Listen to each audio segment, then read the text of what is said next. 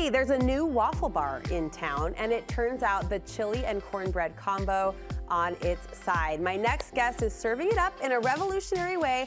Our friend Alex Daynes is joining me in the Studio 5 kitchen to share. It's always so good to see you. Good to see you. And I love, you have a really, people I think know and admire this about you, but allow me to publicly declare, you have a really smart recipe brain. Like the way you put food together, you have a lot of original recipes that have become family favorites of ours, and this is one of those Alex Daynes creative concepts. It is, and now I'm blushing. Hey, good, you deserve to be blushing. Tell us about this. So this just was born because I love cornbread and I love chili and I need more of it in my life. Yeah. And someone actually said, so have you read the book If You Give a Mouse a Cookie? Oh yes, So, I quote it to my husband often, right? because if you buy a wife a throw pillow, she's gonna need a couch. That's how Alex is with chili. Okay. If you give Alex chili, she's gonna want cornbread. Okay. If you give Alex cornbread, she's gonna want honey butter. Okay. And it's just this spiraling effect. And so I decided that I wanted to make chili and cornbread, but I wanted to do it differently. And I wanted equal portions of cornbread and chili in each bite. Girlfriend's particular. I am. She's got and then some I thought, opinions. why not bake it in a waffle iron? Okay. Because why not? We do Navajo tacos. Right. We're accustomed to the like bread bottom, saucy top, toppings. Like that's a Utah thing. It's a formula we know well. It is a formula. This is a science. Yeah. And so I just thought, you know what?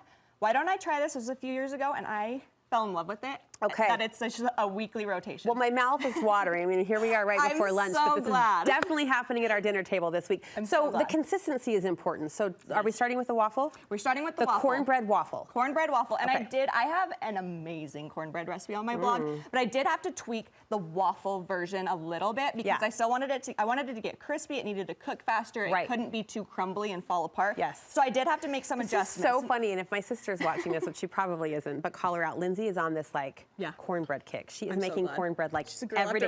She's gonna think this is like in her honor. Lindsay, but it's just, this is for you. Yeah, totally for you, Lenny. Totally for you. Okay. So it's really easy. It's your basic cornbread. It's actually simpler than most cornbread. So you got your yellow cornmeal. Yes. We have our all-purpose flour. And then I already did a little bit of sugar, a little bit of baking powder, and a little salt in here. Okay. So dry ingredients first. Yes. And then we're going to just whisk that all together. And you're using a dough whisk, so you're automatically legit. I just wanted to look cool for you.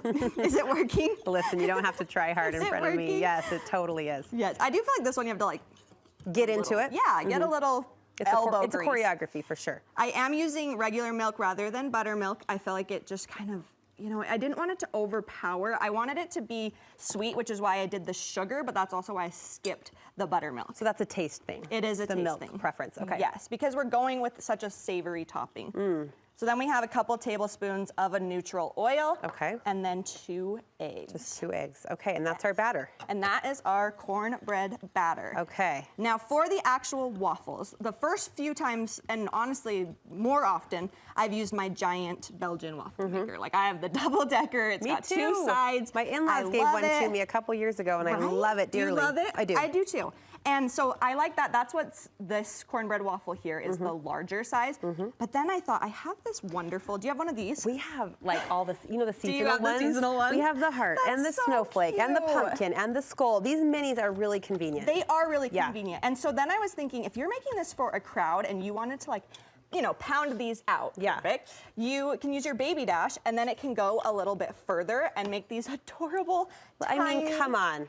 I mean, everything's better when it's tiny. Yes. But also your batter's gonna go further and you're gonna get more. I mean, you could layer 3 on a plate. Stack them. Yes, exactly. And then do your, you know, chili topping. This is so clever, Alex. Okay. And that's the right consistency. That's gonna crisp up. So it's more like a pancake batter where my cornbread recipe is a little bit thicker than this. This is thin, yeah. This is thin. It's about 1/4 a cup if you're using a baby dash. That might have been too much, but that's okay. And then it's like, I mean, you know, let it do its thing. Yeah. 60 seconds, that's all you need. And you get these beautiful little tiny cornbread waffles. Okay, here comes the fun part. Are we chiliing next? So this is my chili recipe that I absolutely love and adore. You know I love my Instant Pot. You do. And it's because it's so easy and it makes it a one-pot recipe. So I already browned, I like ground turkey in my chili. Oh, okay. Which might be weird to some, but I feel like it's a little bit lighter than ground beef. And so when you're adding all the hardiness of the beans and all these other flavors, I actually feel like the ground turkey plays really well. I was gonna say, with so many other strong flavors going into it, you're not even gonna really notice. Exactly. And I feel like I'm just talking about all my favorite things, but have you used one of these? No, what's that? It's a ground, I can't remember what they're called, a meat chopper. And I thought they were the silliest thing I'd ever seen. Okay. It's not. It works. It does. Because it has a you want to purpose. break it down, and I normally do this with my spatula, and you can. I mean, I've done it for years. It's fine. Sure. But if you want one more thing in your kitchen drawer. If you too want to be like Alex, add to cart. I highly recommend this I'm going to get it to go with my 17 baby waffle irons. I know, right? You got your baby dash, you got all your things. I do sneak some vegetables into my chili. Good girl. So we've got some bell peppers in here, 2 kinds of beans, kidney beans and these Great Northern beans. Okay. You know, a little color, a little flavor, a little this, a little of that. And chili's the best because it's just a dump recipe. Yeah. I do creamed corn because I like not having the kernels. I just like the flavor. Oh, okay. Good consideration. Yeah, and then some diced tomatoes. Yes. And then, I know, this one's controversial, but I like the Hormel no bean chili. Yeah. I know. My recipe calls for that as well. Right? Yeah. It's just kind of like one of those things that is going to just make it work. Yeah, it just gives it that flavor. Uh-huh. And then again, that's why I feel like I can get away with the ground turkey. Sure. Because I'm adding that. Okay, is that tomato paste? Yeah. So Tomato paste. Tomato paste, an entire can, chili powder and oregano, seasoning, salt and pepper. How long does this take to cook up? So as long as you want it to take. Chili in the Instant Pot. Chili in the Instant Pot can be done within 10 minutes. 10 minutes? Yeah. I don't know why set I'm that timer for surprised, 10 minutes okay. and let it go. If you Liquid? want it to take longer, you can definitely let it, take longer. Slow and go. Slow and go. Okay. Exactly. And then the toppings, what have you got laid out for us? Okay, toppings are so fun. So I think this guy. Oh yeah, we're steaming, sorry. Hey, we're coming back. Hey, we got a fresh one for you. Look how fluffy and wonderful and golden brown that is. Yes. Isn't that fun? Okay, so then toppings, we've got our chili, of course. Yes, ma'am. And my tip with this, if you're doing like kids or you just don't want it to get too saucy, is to serve it with a slotted spoon. Okay. And then, your sauce kind of falls down into your bowl.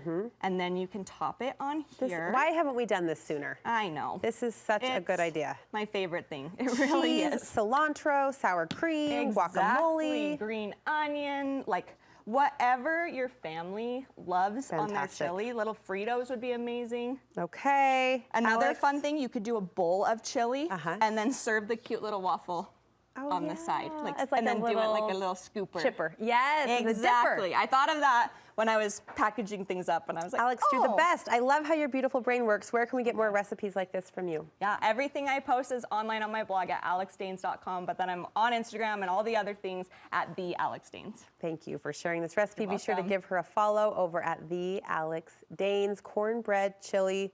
I'm not saying it right. I know. Cornbread waffle chili. Yes. Chili. There's chili, there's cornbread, they're in a waffle. It's a delicious dinner. It's so good. We can't wait to try it. Thank you so much, You're sister. welcome.